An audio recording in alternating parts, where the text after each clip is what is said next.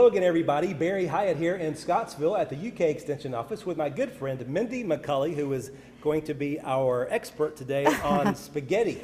But it's not the spaghetti that you normally think of, is it? Spaghetti with a twist, right? Yeah, most certainly. So we're actually going to be preparing spaghetti squash. Oh, how cool, yeah. So if you're trying to cut back on your carbs, this is an excellent way to do that. Still get the flavors that you're used to with that spaghetti, but maybe with a few fewer carbs, because we are eliminating the pasta completely. No pasta. Who has ever heard of spaghetti without pasta? That's right, yes. So this is a fun recipe to try to use some new things that maybe people haven't used before. Yeah. So make you think about it a little yes, bit. Yes. So our spaghetti squash is a fun squash. Of course, it's a winter squash, so that means it has a harder shell than our summer squashes like zucchini and yellow squash and that sort of thing. And we have them right here. Yes, we have them right there. So it has a nice hard shell or rind. And of course, before we get ready to prepare that, we want to make sure we wash the outside of that really well, because anytime you cut through produce, you have the opportunity to transfer any contaminants. And so we want to eliminate cross-contamination, so we're going to wash that squash before we do anything. So, and then as you can see, I cut it in half lengthwise and baked it in the oven for about 35 minutes and at 350 degrees. Okay, very good. So that gets our that gets our squash to the point where then we can scrape it, and we're ready to make our spaghetti with that squash. And then once we have the squash in a colander, we're going to put it in a colander, and we're just going to press out as much moisture as we can, so that so our dish won't be soggy and yucky. We don't want it that way. And you scrape the squash out just with a fork. Just with a fork, yes, yeah. Just use a fork and scrape that out, and you get what looks like spaghetti. It does. It really does look like spaghetti. So, and then we're going to just keep that warm while we prepare the sauce. So we're getting ready to make a sauce now. I have already put a couple of tablespoons of olive oil. This is called, I don't think we said what the name of our recipe is. Our recipe is called Greek style spaghetti squash. Okay, very good. So we're going to use the flavors of the Mediterranean to make sure that we, oh yes, lots of flies. And we're going to use the flavors of the Mediterranean to bring out this really tasty dish. And so we're heating this olive oil, and it's, like I said, a couple of tablespoons.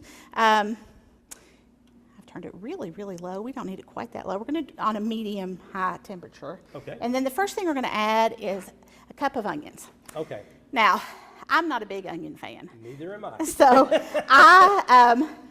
So you do this with trepidation. That's right. Well, I like to rough chop my onions so that when I'm ready to eat it, I can pick them out. I like the flavor, I think, okay? Yes. I just don't want the onions. Really want to eat the actual onion. Exactly. Okay, so I just am not a big fan. So we're going to just let those saute just a little bit.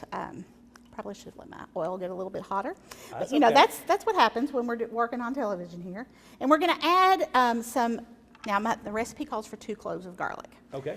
I forgot to bring garlic, so I'm using just garlic powder, which is fine.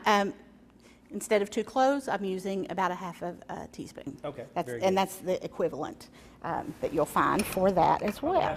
Pretty much the same results anyway. Exactly, exactly. Very, very similar. I mean, your flavors are going to be the same. Right. Not quite as sweet, maybe, as it would be with your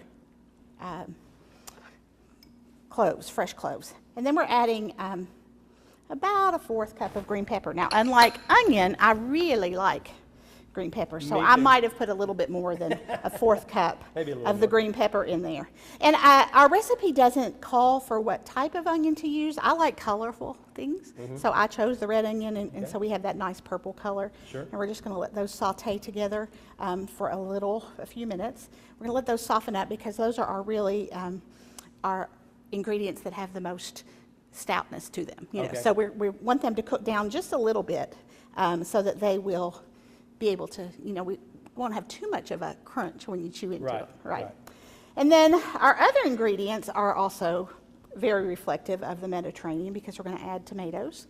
I've rough chopped those as well, just because I like to get the taste of a tomato, when I'm eating a sauce. But if somebody wants more juice than maybe tomato meat, then they can, of course, chop that smaller Most and certainly. go with that. We're going to let this go for just a few more minutes. What else do we have as far as the ingredients? So then we're are concerned? adding spinach, fresh Okay. spinach. Mhm. Now, I like to take the stems off of my spinach. Okay. And that's just a personal preference, but it does give you the opportunity to really inspect your spinach and make sure you don't have any Right. that has, any bad spots on it or whatever. Right, sure. So we're adding those together. You can hear it starting to sizzle. I hear it, We yes. want some sizzle there. And then we also are adding some oregano, which of course is Italian or Italian, yeah. Greek. Sure, that's That's true. going to be a flavor that we're going to have. And then we're using no salt seasoning. So, Okay. and it's a lemon seasoning. Once again, we Okay. want those Mediterranean flavors. Okay. So the citrus is something that's very popular Sure. in that part of the world. Mm-hmm. And so no salt, which is another benefit for this Right, recipe. most certainly. And then we're adding fresh basil. Okay. And I have just given my basil a chiffonade chop, and Okay. that means ribbon in Spanish. I mean, in Oh, French. okay. And so to do that, you just roll up your basil leaves and then just slice across them lengthwise, and then you have these nice little ribbons Oh, neat. that come out. Oh, cool. And then we're adding, once we have everything all together, we're going to add feta cheese. Okay. And Very that, good. once again, is another one of those Mediterranean flavors. Boy, And when you look, put those isn't red it- tomatoes in there, that really Isn't adds it to the color, pretty? Yeah. It's just beautiful. And when we add, of course, we're going to add that spinach in as well, and so it's going to all look so pretty. Let's see, we've added, I'm going to go ahead and add this in. And we're just going to cook this enough to wilt that spinach a little bit. Okay. It's not going to be, like the stringy frozen spinach that you Right. might have seen in the grocery store, but it's just going to be wilted just a little bit. Okay. But now, isn't that a pretty, Very pretty. yes. pretty looking dish? And then we're going to add these seasonings here at the end. That's the oregano and the no salt lemon seasoning. Okay, very good. And these are just mixing together. And you're talking about how you've eliminated carbs basically and extra Exactly. sodium as and well. sodium as well. That's Now pretty- you're going to get some sodium from the feta cheese. Sure. But we're not adding any sodium. Right. So that's a good thing. But that's, a little bit of taste. And if you feel like it needs salt, you can always Always add add a little that. bit, sure.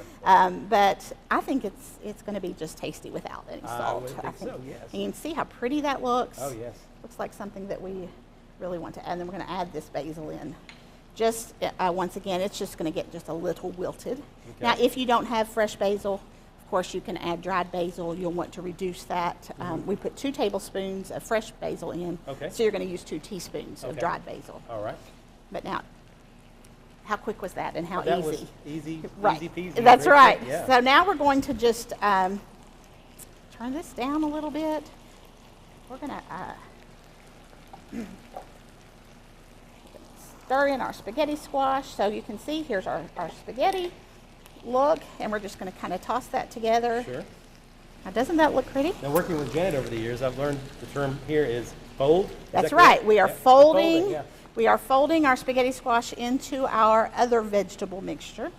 If it were pasta spaghetti, Okay. we would of course say we're adding it to our vegetable mixture. But this is a complete vegetable dish, and Okay. so if you are vegetarian and don't eat animal products, then Right. you can leave off the feta cheese, Sure. and you're completely vegetarian. Most certainly. But now, isn't that pretty? Very pretty. Most certainly.